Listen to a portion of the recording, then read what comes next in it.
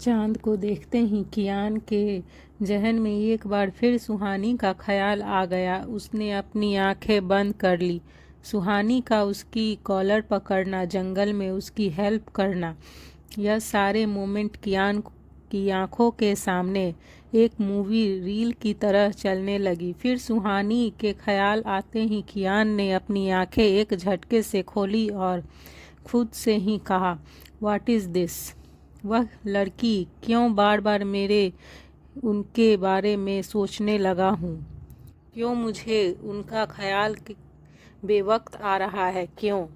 कियान सुहानी के बारे में सोच ही रहा था कि तभी कियान के चेहरे पर एक हल्की ही एक्सप्रेशन आ गई, जिसमें गुस्सा और बेइंतहा नफरत दोनों ही थी। जहाँ एक तरफ कियान खुद से ही लड़ रहा था, तो वहीं दूसरी तरफ राघव अपने फार्म हाउस में अपने रूम में एक तस्वीर के सामने खड़ा था। फिर वह उस तस्वीर को देखते हुए बोला, कल मैं फाइनली आपसे मिलूँगा डैड। मैंने अपना वादा पूरा किया डैड। कियान ओबरॉय को मात दे दी। अब मैं कल आपसे मिलूँगा, मॉम से मिलूँगा। राघव अपने डैड राजीव राव की तस्वीर से बातें कर रहा था। दरअसल आज से ठीक 6 महीने पहले जब राघव इंडिया आया था, तब उसने कियान ओबरॉय के बारे में पता चला। राघव शुरू से ही ऑस्ट्रेलिया में रहता था। वह ऑस्ट्रेलिया में अपने डैड की हुकूमत को बराबर रखने हुए राघव ऑस्ट्रेलिया के हर छोटे बड़े बिजनेसमैन से उनकी कंपनी में हो रहे प्रॉफिट का एक बड़ा हिस्सा उसे महीने के अंत में वसूलता था। वहाँ हो रहे सभी छोटे बड़े गैर कानूनी धंधे उसके अंडर में होते थे।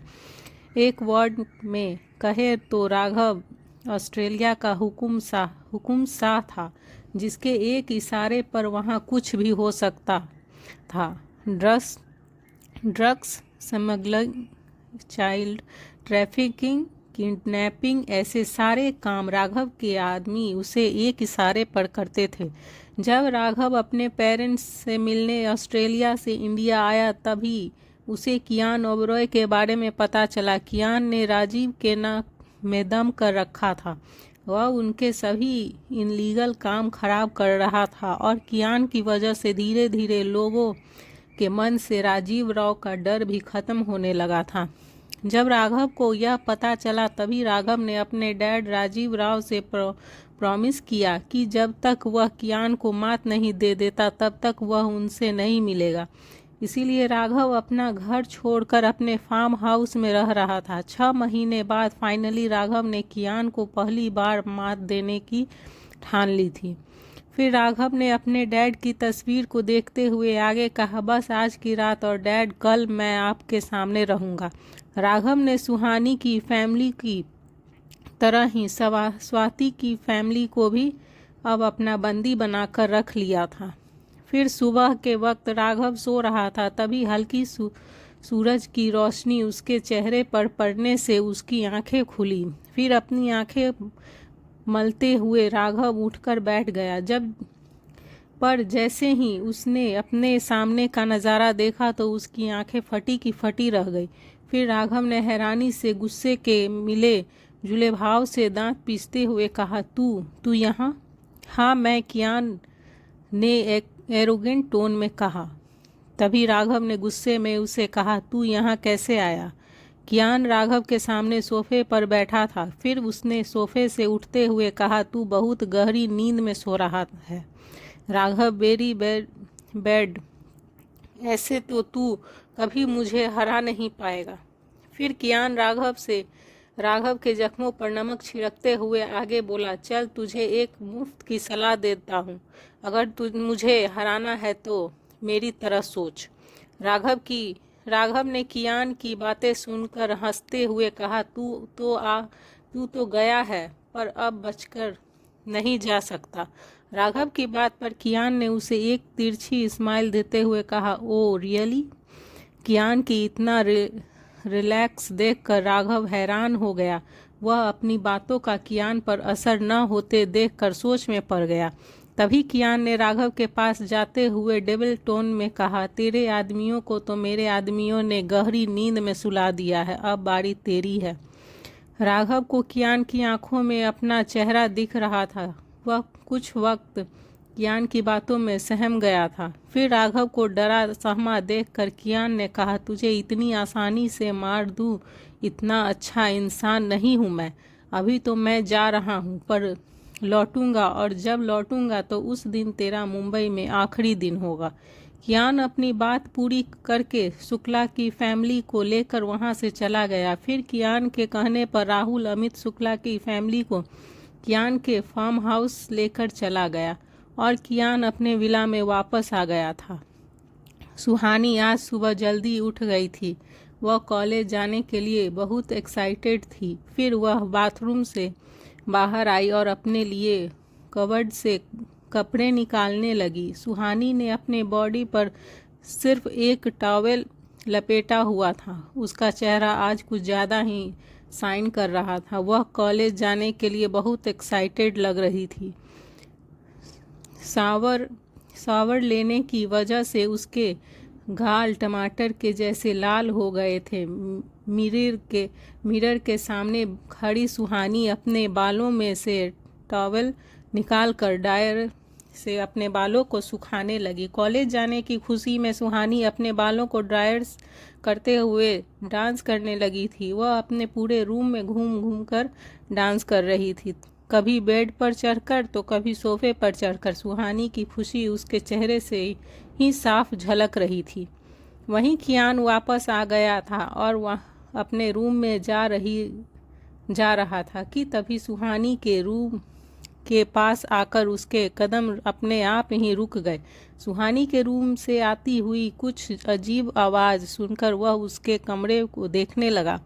फिर कियान ने बिना कुछ सोचे समझे सुहानी के रूम का डोर ओपन कर दिया। डोर के ओपन होते ही सुहानी, जो मिरर के सामने खड़ी बालों को ड्रायर कर रही थी, वह डोर की आवाज़ सुनकर पीछे मुड़ी। कियान की दरवाजे पर खड़ा देख सुहानी की आंखें हैरानी से बड़ी हो गई।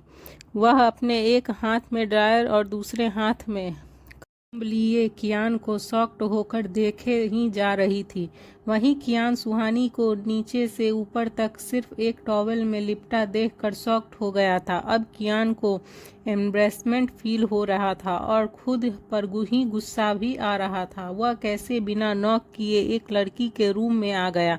सुहानी अपनी बड़ी आंखें किए टक टक लगाए कियान को ही देखे जा रही थी कि तभी उसे रियलाइज़ हुआ कि वह सिर्फ एक टॉवेल में है। फिर कियान वापस जैसे ही ये जाने को मुड़ा कि तभी सुहानी खुद को ऐसी सिचुएशन में देखकर जोर से चिल्लाई। सुहानी की चीख सुन कियान जल्दी से उसके पास आया और जल्दी से उसके मुंह को अपने हाथ से ढक दिया। कियान सुहानी को वॉल से सटाकर खड़ा हो गया था। सुहानी अभी भी अपने बड़ी बड़ी आंखों से कियान को देख ही रही थी, तो वहीं कियान ने सुहानी को घूरते हुए अपने शब्दों पर जोर देते हुए कहा, आर यू मैड? जब मैं यहाँ से जा रहा था तो क्या ज़रूरत थी तुम्हें चीखने की? सुहानी कियान की बात पर कुछ बोलना चाहती थी, पर कियान का हाथ उसके मुंह पर होने की वजह से वह कुछ नहीं बोल पाई थी। कियान ने फिर उसी की टोन में सुहानी से कहा, अब कुछ बोलोगी? कियान की बात सुन सुहानी ने अपनी आंखों के इशारों से कियान को उसके हाथ की तरफ इशारा किया। उसका इशारा समझते ही कियान ने जल्दी से अपना हाथ सुहानी के मुंह से हटा दिया। हाथ के हटाते ही सुहानी तेज सांसें लेने लगी। फिर कियान सुहानी की तरफ अपनी पीठ करके खड़ा हो गया और वहीं टॉवेल पर रखा पानी का ग्लास उठाकर बिना सुहानी की तरफ देखे उसकी तरफ बढ़ा दिया। फिर सुहानी पानी का ग्लास पकड़ते हुए खुद से बोली, यह राक्षस कितना क्रूएल है। कुछ खुद ही दर्द देता है और खुद ही उस दर्द की मेडिसिन भी देता है।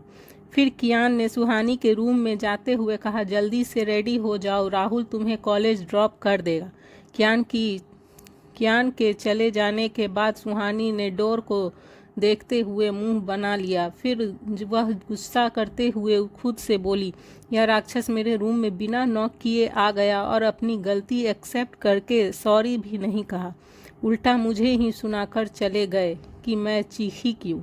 सुहानी ने यह कहते हुए अपना मुंह बना लिया। फिर अपने आप को मिरर में नज़र देखते हुए बोली, ओह गॉड, इस राक्षस ने मुझे ऐसी सिचुएशन में देखा है, छोड़ूंगी नहीं उसे।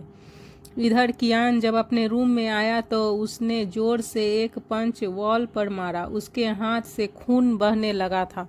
फिर उसने गुस्से में अपने दांतों को पीसते हुए खुद से कहा, यह सब क्या हो रहा है, मैं समझ नहीं पा रहा हूँ। वहीं सुहानी कॉलेज जाने की खुशी में जल्दी से रेडी हो गई। राहुल भी शुक्ला फैमिली को फार्म हाउस ड्रॉप करके आ गया था। फिर सुहानी अच्छे से रेडी होकर अपने रूम से निकलकर हॉल में आई। राहुल नीचे ही हॉल में सोफे पर बैठा सुहानी का वेट कर रहा था। फिर उसने सुहानी को इतना खुश देखकर कहा, आज आप बहुत खुश लग रही हैं। सुहानी राहुल की बात पर जवाब देते हुए बोली, हाँ मैं आज बहुत खुश हूँ, फाइनली इतने टाइम बाद मैं कॉलेज जा रही हूँ। सुहानी अपनी ही धुन में राहुल से बातें किए जा रही थी। वह इस बात से अनजान थी कि दो आंखें उसे ही घूर रही थी। कियान कॉरिडोर में खड़ा सुहानी को घूरे जा रहा था कि तभी उसने अपना डेविल टोन में कहा, राहुल, परमिशन कॉलेज जाने की मिली है, कॉलेज से भागने की नहीं। अगर ऐसा हुआ तो पूरी जिंदगी इस विला के अंदर ही रहकर गुजारनी पड़ेगी। कियान की बातें सुन सुहानी पीछे पलटकर उसे देखने लगी। फिर वह अपने आप में ही बुदबुदाई, राक्षस कहीं का। यह कियान की बात पर उसे घूर कर देखने लगी और फिर राहुल की तरफ देखते हुए बोली, राहुल जी, मैं डरपोक नहीं हूँ, मैं जानती हूँ कि मैंने कुछ नहीं किया है और एक दिन मैं ये सबको प्रूफ करके दिखाऊंगी, तभी तक मैं यहाँ से कहीं नहीं जाऊंगी। सुहानी के ऐसे रिएक्शन को देखकर कियान ने होठों पर न दिखने वाली स्माइल आ गई। राहुल दोनों की बातें सुनकर कंफ्यूज हो गया। फिर वह मन ही मन खुद से बोला, यह दोनों डायरेक्ट एक दूसरे को भी यह बात बोल सकते थे, फिर क्यों यह दोनों मुझे बीच में लाकर बात कर रहे हैं। क्या सुहानी और कियान सर की लड़ाई हुई है? राहुल यह सवाल खुद से ही कर रहा था। फिर खुद ही अपने सवाल का जवाब देते हुए बोला, नहीं नहीं, सर से कोई लड़ सके इतनी हिम्मत कहाँ किसी में। फिर राहुल ने एक नज़र सुहानी को ऊपर से नीचे तक देखते हुए कहा, और यह तो कितनी छोटी सी जान है। जब राघव सर का कुछ नहीं कर पाया तो यह क्या ही कर सकती। फिर राहुल ने खुद से सवाल जवाब करते हुए सुहानी को उसके कॉलेज ड्रॉप किया। कॉलेज में सुहानी अपने हाथ में बुक लिए अपनी ही धुन में चली जा रही थी। आज सुहानी को कॉलेज आकर एक अलग ही खुशी मिली थी। वह कोई भी ऐसी गलती नहीं करना चाहती थी जिसकी वजह से कियान उसे वापस विला में कैद कर दे। अंशिका, अतुल और पायल तीनों खड़े बिल्डिंग के कॉरिडोर में बातें कर रहे थे कि तभी अंशिका की नज़र कॉलेज के रास्ते पर गई। वह रास्ता गार्डन के बीच में बना था और दोनों साइड से गार्ड था। तभी अंशिका की नज़र अपनी ही धुन में चली आ रही सुहानी पर पड़ी और तभी अंशिका चीखते हुई बोली, क्या वह सुहानी है? अंशिका की बात सुन अतुल और पायल दोनों ही सामने से आ रही सुहानी को देखने लगे। फिर उसे देखते ही तीनों एक साथ बोले, हाँ वह सुहानी है। तभी वे तीनों जल्दी से स्टेयर से उतरकर नीचे गार्डन में आ गए। सुहानी तीनों को अचानक अपने सामने देखकर चौंक गई। फिर अंशिका सुहानी को हग करते हुए बोली, कहाँ थी यार, एक मंथ से तुझे कितना मिस किया हम सब ने। हम तेरे घर भी गए थे पर वहाँ भी कोई नहीं था। फिर पायल भी सुहानी को गले लगकर बोली, आई मिस यू यार सो मच।